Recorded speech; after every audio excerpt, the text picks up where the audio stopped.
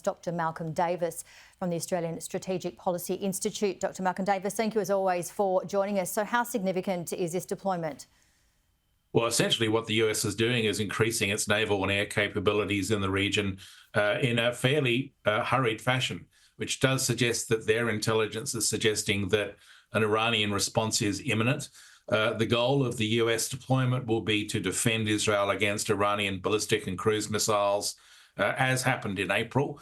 But I think the key thing here is that in this instance, the Iranian attack will be much larger and much more of a multi-axis attack coming from multiple directions simultaneously. So it'll be much more difficult for the Americans and the Israelis to defend against. It's considered the most dangerous time for the Middle East since the October 7 attack. So what are the likely scenarios, the worst and possibly the lesser serious scenarios in the next 24 to 48 hours? Well, I'm convinced the Iranians are going to retaliate. Firstly, I don't see any possibility of both sides accepting an off-ramp.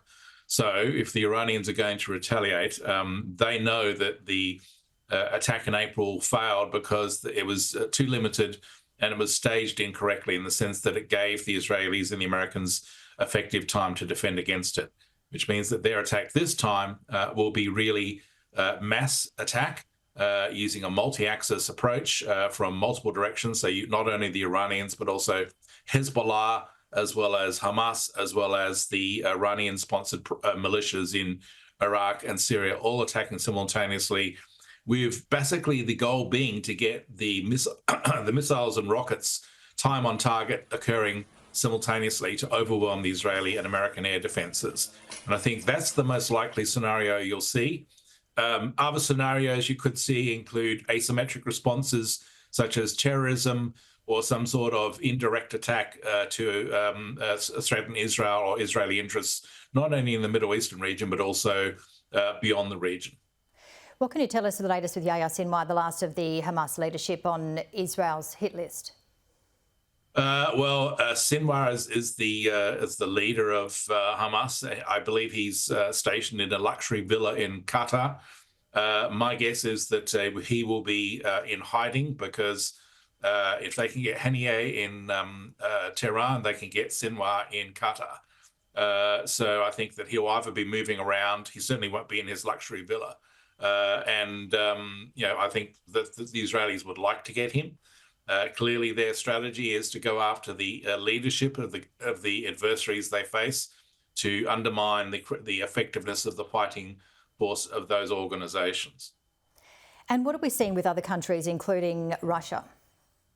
This morning, there was a flight from Russia down to Tehran by an airline that is normally used to supply arms and munitions. Now, it was a single aircraft, so it does suggest that there wasn't a large supply of munitions, but it could be advanced military equipment on that aircraft. We simply don't know what type of equipment it could be, but that was very clearly significant. And I would fully expect Putin to be supporting Iran in any conflict with Israel. So that's likely to be the case with Russia and Iran. I don't see any other countries really supporting Iran at this point, but we'll see how the next few days unfold. And Dr. Malcolm Davis, how is Australia impacted on this? Is there more pressure, do you think, for us to make a tangible commitment to the Red Sea? And how could it potentially impact us regarding commodities, fuel, air travel and more? Well, in terms of the Red Sea, we've just taken over the command of the Red Sea operation. We've dispatched additional personnel. But we haven't dispatched a warship. And I think that really the government does need to think about that, the optics of that we essentially are in command of a multinational naval operation, but we don't have a warship on station.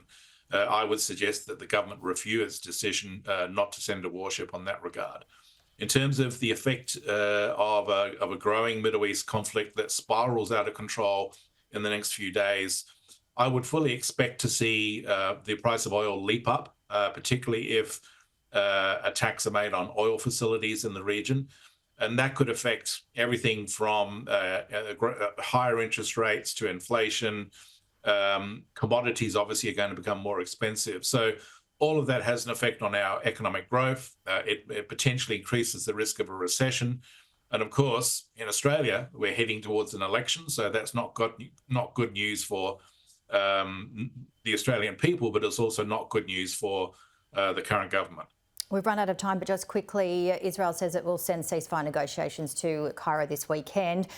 It doesn't seem to be any firm agreement between Hamas and Israel prior to the deaths of the leaders this week. So what are the chances now? Zero. Essentially, with both sides preparing for war. I think that Middle East negotiations are a sideline now until this latest war phase is done. And that could take weeks, if not longer. So I'm not positive about ceasefire negotiations at all. Dr. Malcolm Davis, thank you so much as always for your time and expertise. Thank you.